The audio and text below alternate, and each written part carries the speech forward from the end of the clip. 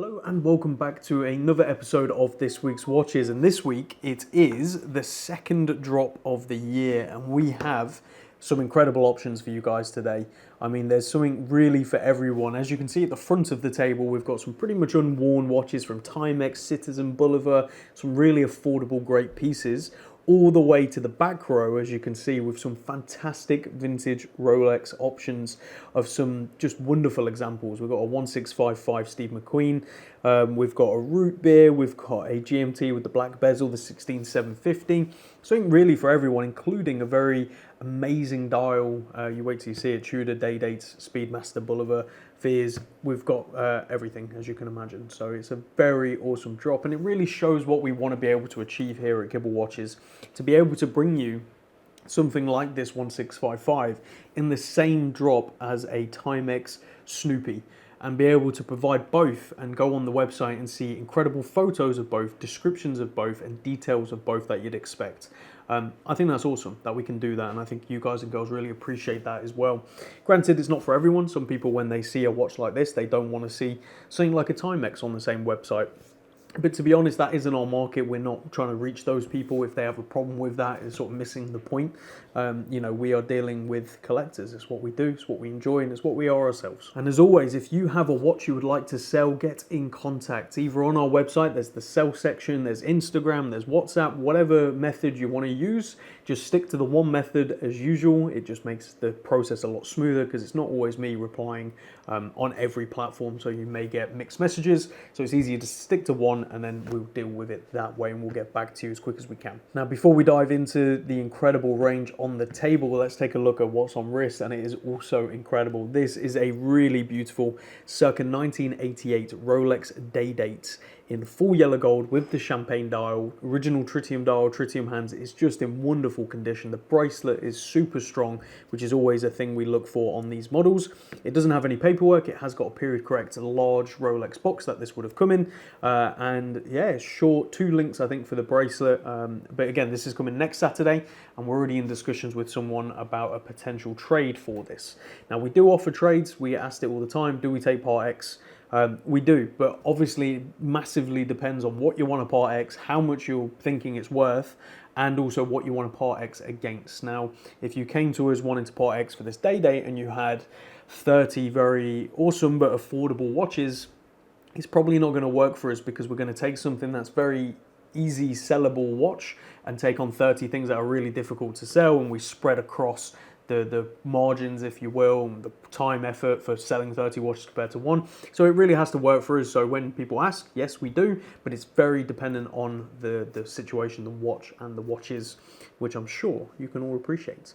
But that's enough of the rambling, which I'm sure you'll all agree. Let's get on to what you're here to see, which is the watches on the table. And we're going to start with my second favourite on the table, but definitely a grail for me nonetheless. And interestingly, and this is going to annoy some of you out there, but I just purchased the WMT homage version of this 1655, and it should be coming in the next few days. I'm really looking forward to seeing that. But this is the Rolex Explorer 2, the 1655, nicknamed Steve McQueen. It also has another nickname, which we'll talk about as well, in fantastic condition. So let's take a closer look. So does it get much better than this to begin the week's episode? I don't think so. This is an absolutely incredible Rolex 1655 Explorer 2. Known as the Steve McQueen, even though Steve McQueen never really wore one. And the other nickname is Fraccione, or Fracconi, however you want to pronounce it, which is Italian for big dart or big arrow, which obviously is in relation to the 12 o'clock marker there. You can see really interesting hands, and just overall layout and everything is incredible. There's a reason this is so popular, and obviously you can still see the translation of this into the modern Explorer 2 that we see today. Obviously the GMT hand is faded, and this is what we call an albino hand. So some serial range and paint that was used within that serial range reacted like this over time. So rather than the deep orange, or even some that translate over to red that you often see, This one goes a very sort of creamy white yellow, almost like custard. Really fantastic and quite rare to see as well. You can see the handset is fantastic, the dial condition, everything about this watch is incredible. What you're looking at is a Mark II dial, Mark II bezel, obviously albino hand as I said, original tritium which is aged to perfection, and the bezel is also in fantastic condition. These obviously get quite beaten up over time just from regular wear because it's just a steel bezel with black infill basically. And obviously the Explorer 2 was a original explorer's watch for spelunkers or cave divers, and that is why the GMT hand is not, well, limitations of the time as well, but that's why the GMT hand you can't set independently. It's fixed and coupled to the hour hand to indicate whether you are in AM or PM as per the bezel, and the bezel obviously doesn't move as well for that reason.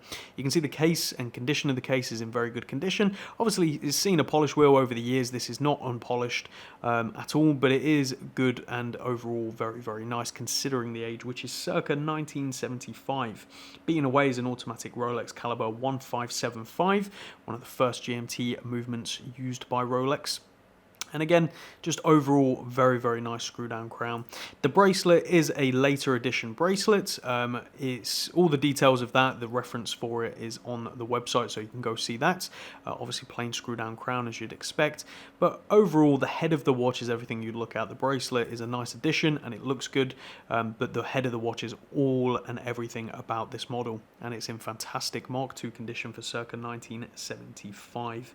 I would not hesitate on this one. So let's show it on wrist and dimensions. So here it is on my 7-inch wrist, as you can see, really beautiful. I love this watch so much. It's 40mm, it really measures about 38.5mm, but we sort of call it 40 because it's always been called 40, but it truly measures 38.5. And an interesting point on that, and something we have to say, almost all Rolexes don't actually measure by the dimension that they're stated as by Rolex. So if you take a 41mm Submariner, it actually measures about 40.2, so closer to 40mm than 41, and so on. With their Datejust 36mm actually measure like 34.8 if you take the calipers and actually measure them. It's quite interesting really, but again, something to be mentioned, 38.5, but it's called 40.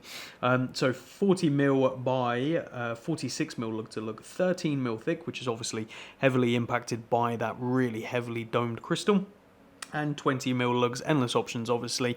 Pair it on a nice strap, although the bracelet definitely suits it, and it's a good looking watch all round. So go check this one out on the website today, and chances are you're not going to find one this good at this kind of price in a long time. From there we're going to go over to my favourite watch on the table, and this might come as a surprise or no surprise for those that actually know me. This is the Rolex Rootbeer. Not just any old Rootbeer though, this is the 1675 Rootbeer, very special MK3 dial with a fantastic bezel, just in great condition. A really lovely overall example on a Jubilee bracelet, folded link as well. I just love this watch. It has the brown dial, and for me the 1675 full gold is a dream level watch on an Oyster bracelet, but very close to that is this reference with this bracelet. So who knows, maybe one day I'll be able to acquire this back for myself. That would be amazing. But let's take a closer look at this one. So as I said in the intro, a favorite for me, this is the Rolex GMT-Master, often nicknamed the Rootbeer because of the color scheme and the tones, as you can see. Now the reason this one is absolutely lovely is that is an original Mark III dial, which features a really beautifully textured brown dial. Make sure you head over to the website to see the photos. An original tritium in the surrounds. Now these are referred to as nipple dials because obviously quite prude, but you can see the indices look like nipples. That's the reason. Beautifully applied Rolex logo up there at 12. Original tritium and original tritium hands. These are matching. Now one thing to keep in mind, sometimes when you look at this watch or any reference like this with the nipple dials, the hands look like they're a different color, as in the lume looks like it's a different color to the lume on the indices. That isn't the case. What you have to remember is there's a big gold surround around the lume, so when you loop it you can see it is actually the same color. Something to point out and something to mention, it is matching and it is fantastic. And another point on that, hands and dials don't always match because oftentimes, especially back in the day, they were made at different factories. Therefore, the mixture of luminescent material that was used was a slightly different mixture across different manufacturers. So therefore, the aging process that happens, they may age differently, they may age at different points, and patina will show in different ways. That's the beautiful thing about vintage watches. It technically makes each one unique. week. You have a really beautiful GMT bezel, as you can see here, Rolex as well. A nice gold surround, gold crown, and obviously it's two-tone, so you've got the Jubilee. This is a folded link Jubilee bracelet. Again, all the reference and the end links and all that sort of stuff is stated on the website, so be sure to check it out. Nice plain case back. And this is the 1675 reference, so not the 1675 free, which we often see. This is the 1675, so one of the first GMT Masters with the Rootbeer. And inside is the automatic Rolex caliber 1575. So again, same movement that is actually in the so-called Steve McQueen. So this GMT hand is coupled to the hour hand. It cannot be changed independently. That's something to keep in mind. And it's also pre-quick set, so you cannot quick set the date either. This one's circa 1973, again in really fantastic condition. You can still see some of the chamfers. It obviously has seen a polish wheel over its life, but it is not overly polished and it is not ridiculous. This is very, very good for this reference, in my opinion, and based on other examples, and especially when you see what we've priced it at. It is priced to sell for this reference. So let's show it on wrist and talk dimension. And here we go on my 7-inch wrist. As soon as this watch goes on wrist, you can see why I absolutely love it. It's such a good looking watch. And I do have an affinity for brown dials, clearly. This is 40mm by 47mm lug to lug, 12.5mm thick and 20mm on the lugs. This, and it's going to come as no surprise, this on a brown suede is a go-to, and it just looks fantastic. So go check out this incredible watch on the website today. Now let's go over to an absolute classic with the GMT-Master, the 16750 with the black bezel. Not often seen, and we'll talk about that in the actual video in just a second as well, but a really nice example. It has a service replacement second hand and GMT hand. Other than that, all original tritium, which is aged to perfection. It's just a really good looking example, so let's take a closer look. Next up, a Rolex Explorer, Rolex GMT-Master 16750, so the 5-digit reference. With the 5-digit reference comes a few changes. Most notably is the introduction of a quick set movement. So this has the automatic Rolex caliber 3075, and this one's circa 1984 with its original beautiful glossy dial. Now sometimes these are the dials that crack and what's called spider. This isn't a spider dial, this is just an original really beautiful glossy black dial. As you can see, you have the surround, so this is what they sometimes refer as the maxi cases, or when they start getting the white gold surrounds. Beautiful tritium on the inside and with the hands as well. Now as I said in the intro, it is a service replacement second hand and GMT hand, so you can see that quite clearly. But you still have the original tritium in the hands, the hour and minute, and on the dial, which match beautifully, a beautiful tone. What you can see here is the original black GMT bezel. Now it's quite interesting really, you don't see the black bezels often. The reason being the 16750 can be featured with a Pepsi or a Coke bezel. It's not like today where the end digits or the end letters on the reference like BLNR stand for what the bezel should be on the reference. So back then, a 1675 was any of them. It was the black bezel, the Pepsi bezel, or the Coke bezel. Now, as time's gone on and popularity has changed, obviously people really like the Pepsi for the most part, and obviously the Coke. And they trade for higher premiums, especially if you can find a fantastic bezel like a fuchsia bezel, where it's got that purpley pinky colour. So therefore, unfortunately, a lot of times these bezels are taken off, the black ones, and sort of put to the side for a Pepsi bezel, because it increases the value of the watch. So these bezels are getting a little bit harder to find because of that, and I think it's a really attractive watch, and again makes it a bit more affordable. And the good thing is, if you yourself want a black bezel GMT, here it is. But let's say in a couple of months' time or a year time, you go, I want to switch it up a little bit. We can source you an original Pepsi bezel or a Coke bezel that you can swap in and out of, and off you go with sort of a very different looking watch, which I think is really cool. It's paired on a 1991 service bracelet. This can be indicated by the S on the clasp underneath. Obviously plain case back as you'd expect, and as I said, the 3075 caliber inside. And this one's circa 1984 and just looks fantastic. But let's show it on wrist and talk dimensions. And here we go on my 7-inch wrist, as you can see. So slightly thicker case proportions, thicker lugs, everything about it. Getting a bit beefier with the 5 digits. So 40mm by 47.5mm lug to lug, 12.5mm thick and 20mm on the lug. So again, endless options, but a very good looking watch and one to check out on the website today. Let's stick to vintage for a second and go over to the Tudor Date-Day, not the Rolex Date-Day, the Tudor Date-Day, sorry. sorry, they reverse it round. This has a really fantastic teal dial. I'd never seen this dial before.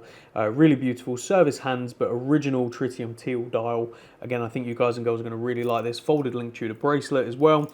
It's just a very attractive example, and I think you guys and girls will agree. So let's take a closer look at this watch. Next up is a Tudor Date-Day. Yes, that's right, not the day date, the Date-Day. They swapped the wording round with Tudor.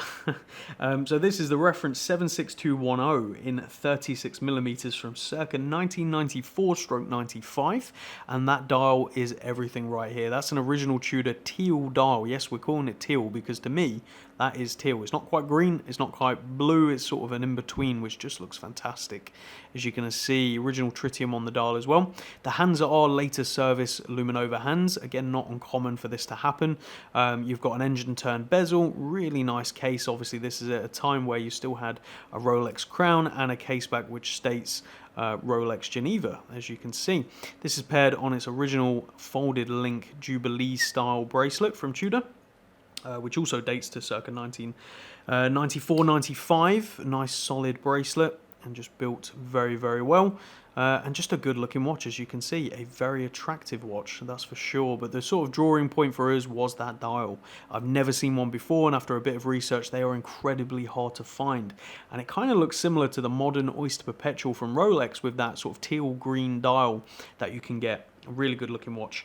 Inside here is the automatic ETA 2834-2. Obviously one of the distinguishing differences between this and a Rolex was the movement. Obviously the Rolexes had a Rolex movement, whereas the Tudors used ETA. So serviceability much easier down the road as well. But they show on wrist and taut dimensions. And here we go on my 7-inch wrist. The 36mm always looks good. So what you're looking at is 36mm by 43mm lug to lug, only 9mm thick and 20mm on the lug. So endless options if you want to swap it out for a strap. I think a really cool sort of teal strap, or maybe even a different strap with teal stitching, if you can get such a thing from Strap Tailor, which I'm sure you can, would look great. But go check this one out on the website today. Again, priced very fair when you consider what it is. So go check it out. From there to an all-time favourite and classic, we actually have one on the wall in our photography, just over there. But this is the Omega Speedmaster, the latest edition with the 3861, with the upgraded bracelet as well. So let's take a closer look. So Speedmaster time. This is the Omega Speedmaster Professional Hesselite, which is the plastic crystal and non-exhibition caseback as you'd expect for the Hesselite. The reference to this one, I'm not going to bore you with it. Very long reference, you can go read it on the website. And inside here is the manually wound Omega caliber 3861. So the Speedmaster Professional finally got a coaxial movement. It doesn't really make a huge difference to me, but it certainly adds some more value. And obviously the prices of these have gone up a lot at retail compared to what they used to be. And that's the same for everything pretty much. Obviously another very notable point is it comes paired on its modern updated bracelet with the heavily tapered bracelet down to the clasp and a couple of adjustments on the clasp right there. You've got 2 adjustments and the links are fairly small, to be honest, so you can get a very comfortable fit. But yeah, a very good looking watch. It's not really changed a huge amount since the Speedmaster first began, and why should it? You know, it's a design that is so perfect and is going to remain perfect. All these subtle changes are nice, but again, the core design and the core design language of the Speedmaster has stayed pretty much the same, and I suspect will continue to do so. Obviously, they play around with some of the other models to produce, you know, something a bit more unique, a bit new, but the classic will always remain the classic. This one's from April 2021 with its box and papers. Obviously the boxes have shrunk down and it's also a little travel case, which is really nice. I'm personally a fan of that. The huge box from the previous generation doesn't really do a lot for me. It's just a difficult thing to store. So for me, this reduction in box size, I'm all for. I do wish they kept the other straps. I think that was a nice addition they did, and the little loop. Again, they're nice additions, but it's not the end of the world. So let's show this one on wrist and taut dimension. And here we go on my 7-inch wrist, the classic Speedy proportions. 42mm by 47mm lug to lug, 14mm thick, and that's including the domed acrylic crystal, and the lugs are 20mm, and that's what makes the Speedmaster so great, is the fact it is a true strap monster. You can pair this on pretty much anything and it will look great. And obviously the bracelet, super comfortable and a very well built bracelet as well.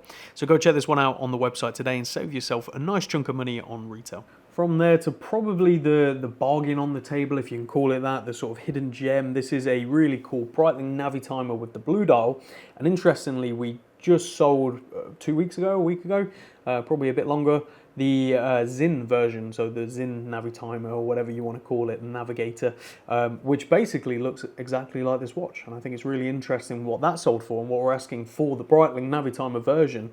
I think this is a fantastic pickup and a fantastic buy if you're into this sort of thing. So let's take a closer look. Next up, we have this awesome Breitling Navitimer, as you can see.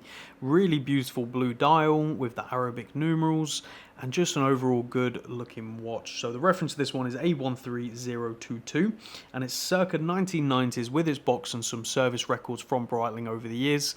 As you can see, date over there and the 3 chronograph layout. The friction fit bezel, which is obviously a bit stiff, but it does rotate once you get your purchase right on the bezel.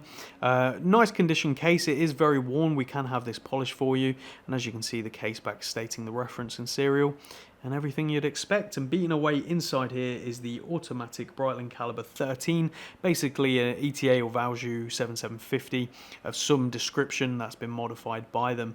Original crown as well. This watch does come with its original strap and buckle, but we've paired it on this brown strap, which looks really good on it. The original strap and buckle is quite heavily worn, so we would recommend a new strap, as we have done so with the pairing here. But again, the price point that this is at is just a fantastic pickup if you are after a 90s Breitling. And again, at 42 mil, or 41 mil, sorry, this wears so well. Often Breitling Navitimers we consider to be too big, 44 mil or 46 mil, some of them. Whereas this at 41 mil is very wearable for most people, myself included. So let's show it on wrist and taut dimensions. And here we go on my 7-inch wrist. Something to make a note of is the anti-reflective coating that is on the watch. When you get it at a direct light, you can see a couple of subtle scratches on there. It's very common, unfortunately, because this is anti-reflective on the outside as well as the underside, and that outside coat can get a few scratches. But when you're looking at it, you can't really tell at all unless you get that exact light, and then you can see a couple here and there. But what you're looking at is 41 mil by 47.5 mil lug to lug, 13.5 mil thick, and 22 mil on the lugs. So endless options on straps. A very wearable and very good looking watch, especially at the price point. I can't stress that enough. Go see it on the website, and when you see the price point, you'll want to snap it up as well. So go check it out today. And then on to the most affordable Fears Brunswick you will have seen yet. This is a Brunswick white, polar white, as you can see, Mark 1, and it has, unfortunately, no box and paperwork, which has made it very affordable. The reason it has no box and paperwork is it's been lost in just the situations of life, whether he's moved or whatever it may be, he can't locate it. So it is watch only, but all confirmed with Fears on the date and everything like that. So yeah, it's a great example and a great pickup at under £2,000 for a Fears Brunswick. You can't go wrong. So let's take a closer look at this watch. So as I said on the intro, the most affordable Brunswick you can buy. This is the Brunswick Brown Mark 1 white polar dial with the exhibition caseback and the gold pipette clearly visible right there on the manually wound ETA 7001. Now the reference to this one is the BS23800A, and this one is from circa October 2020. And as I say, the box and papers unfortunately for this model is missing, but at the end of the day, do you wear the box and papers? No. Is it nice to have? Yes, especially from Fears. It's a very beautiful box and the paperwork is really nice as well. But if you're just after the watch and you want to save yourself some money, this is a fantastic option for you at under £2,000. Now we have paired it on the Fears Goat's Leather Grey. For me, this is one of my favourite straps, not just from Fears, but one of my favourite straps in general.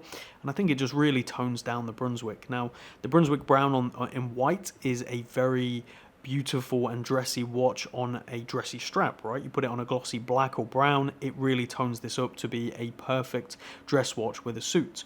However, putting it on this grey, it really brings it back down to a t-shirt and jeans kind of watch, which is more my style, and I think it just works so well. So let's show this one on wrist and taut dimensions. And here we go on my 7-inch wrist. It's no surprise, I love the proportions of this. It is 38mm by 43mm lug to lug, only 11mm thick and 20mm on the lug. So endless options. If you're not a fan of the grey for whatever reason, I think you're crazy if you're not, but go check this one out on the website today. From there, let's go over to the Timex S1, the Giorgio Galli, I think is how you pronounce it. Really fantastic watch. I remember when this was released, and it's nice to see Timex sort of pushing the boundaries a little bit to what they usually do, a slightly higher price bracket. And again, I think it's fantastic fantastic for the price, and I know some collectors out there absolutely love it. This is the silver dial, or white dial, or whatever you want to call it. Let's take a closer look. So next up is the Timex S1, the Giorgio Galli, I believe his name is the designer who works with Timex to create this fantastic looking watch. I mean, look at the side profile with those chiseled lugs and multiple facets on the case itself. Nice exhibition caseback showing a Miyota movement with a very nicely upgraded rotor. This one is brand new. It hasn't been worn. You can still see stickers on, and it has a very interesting rubber strap that basically you fasten in as normal, and then you have an extra part that clips into there and sort of keeps it nice and tight and in place. You don't have that slippage of the end piece like you do sometimes with a leather strap or rubber strap. Very good looking watch, and I think Timex are really sort of flexing a little bit, showing what they can do and what we can expect from them over the years to come. I'm not going to bore you with the reference to this one. With all Timexes, it's a long reference, and this is circa 2022 with its box. The paperwork for Timex is always weird. It's never like a stamped paperwork anyway, but it has its paperwork, so that's something to mention. And as I say, not worn, pretty much brand new. So let's show on wrist and taut dimensions. And here we go on my 7-inch wrist. It's a slightly bigger watch, but still wears very, very well and very comfortable on the wrist. This is 41mm by 49.5mm lug to lug, 12.5mm thick, and 20mm on the lugs. I've seen a lot of people with this reference actually and swapping it out for like a brown strap, and I do think it looks very good. But you have yourself sort of a very modern utilitarian watch on the rubber, and it's a very comfortable, very soft rubber, so I wouldn't hesitate to wear it on this as well. So go check it out on the website today. From there, let's go over to the Timex Marlin Snoopy in the 40mm automatic. Again, who doesn't like to see Snoopy on a watch? It's just great, and I think the fact that Timex do it as well as Omega, obviously a far higher price point, I think the Timex is a really fun, really worth the money at that sort of point, and again, I just think this is cool. So let's take a closer look. Next up, the Timex Marlin 40mm Snoopy. As you can see right there on the dial, really, really cool. Nice silver dial, luminous hands. It's incredibly simple, as it should be, and just a lot of fun with that over there at 6 o'clock. Obviously, you have the classic Timex Marlin case in the 40mm. Nice automatic Miyota movement in the back. An absolute workhorse that will just keep going, and a nice Timex leather strap. This one is 2022 with its box and papers as well, and again, I won't bore you with the reference to this one. You can see it all on the website. Pretty much new condition, as you can see. I don't think it has ever been worn at all, so we'll be very gentle putting this on wrist to show you guys and girls, but let's show it on wrist and taut dimensions. And again, here we go on my 7-inch wrist. You can see it wears slightly better than the S1 we just had a look at. This is 40mm by 48mm lug to lug, 13mm thick, and 20mm on the lugs. Again, endless options and just a whole lot of fun for the money. You really cannot go wrong, so go check this one out on the website today. And now over to the Bulova American Clipper automatic, a very nice blue dial automatic watch from Bulova with a very interesting case, very reminiscent of the 50s, with their sort of angular lugs and sort of spider lugs, if you want to call them that. It's a very attractive watch, especially for the money. I mean, £150 is what we're asking for this, and it's virtually brand new with its box and everything with it. I don't think you can go wrong. So let's take a closer look at this one. And here's the Bulova American Clipper. Now, of the affordable 4 we're looking at today, this is my favorite. Really nice deep blue dial, nice lume on the hands and the indices, self-winding, proudly stated at the bottom there. And as we flip it over, again, a automatic Miyota caliber, an absolute workhorse. But then as we come to the looks and we take a look at that profile, this is where you really see why this watch is so cool. Those sort of spider lugs, very reminiscent of the 50s and what Bulova was all about. And it's kind of a shame, not a shame, but it's a shame there's not as many Bulovas really harping back to the 50s, in my opinion, with the design. Obviously, they have the stuff like the Ventura and very iconic designs, but some that maybe weren't so iconic, but really great to see in the vintage lineup. This is one of them. Nice signed crown. And again, as I say, the lugs are the drawing point for me. Paired on its original black strap with its buckle, 2022 box and papers, and the reference is 96A242. Let's show this one on wrist and taut dimension. Here we go, paired on my 7-inch wrist. As you can see, works really, really well. Obviously, the original from the 50s would have been a lot smaller, probably 32, maybe even 33. But what you're looking at here is 39mm by 45.5mm lug to lug, 12.5mm thick, and 20mm on the lugs. So endless options. This on a nice mesh could be pretty cool. But yeah, go check it out for 150 quid. I mean, you just can't go wrong. And last but by no means least, a Citizen Pro Master. Eco Drive. I love these watches. They're built like tanks. You can go anywhere, do anything in them, and they really will survive absolutely everything, which is why people absolutely love them. And again, at their price point, you can't go wrong. You're getting a true amazing watch with very good design as well. This with the green bezel and the black dial, the sort of Starbucks, if you will. It's a cool watch. So let's take a closer look. Citizen Eco Drive. This is the BN0155-08E with the Citizen Eco Drive caliber E168. You see that caliber in a lot of their watches because it's just a workhorse. I mean, Eco Drives in general, they're incredible. And for those of you that don't know, Eco Drive is powered by solar power, Eco. So yeah, very, very handy. If you're running low on battery for it, just put it on the windowsill pretty much and come back the next day and off you go. It's pretty much ready. Now obviously in the UK with the overcast weather we have, it may take a little bit longer, but what you see here is a really nice vibrant glossy green bezel contrasting against a very matte black dial. Obviously date right there, big lume plots, so you can't sort of misread this watch. It's very bold and big, which is why I like it as well. Nice case profile, nice black bezel, which again contrasts with the green, screw down crown, as you'd expect, a nice high water resistancy as well.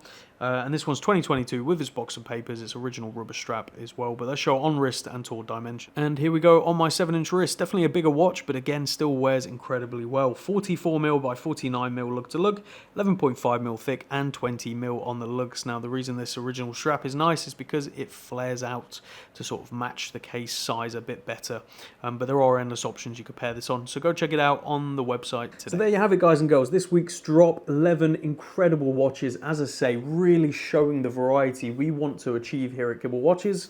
And again, I think you guys and girls really appreciate it. You know, it's one of those things where a lot of you get to come to the office to pick up a watch or drop a watch off or just view a watch, and we get to we're able to show you stuff you're likely never going to see again at all price ranges. And that's what we want to be able to do. So I can only thank you guys and girls for that. Without you, it wouldn't be possible. Obviously coming to us with your watches you want to sell, also buying from us, and just supporting the channel by watching or following on Instagram or whatever it may be. It really is appreciated. And this year already has gone to a great start, a much better start than we thought it would. Way better than last year as well. So everything's going in the right direction. And again, you know, the variety is there and it's coming in even more so as we go on to the next few weeks, so keep an eye out for that. So thank you all very much for watching. We'll see you all again next time. Take care.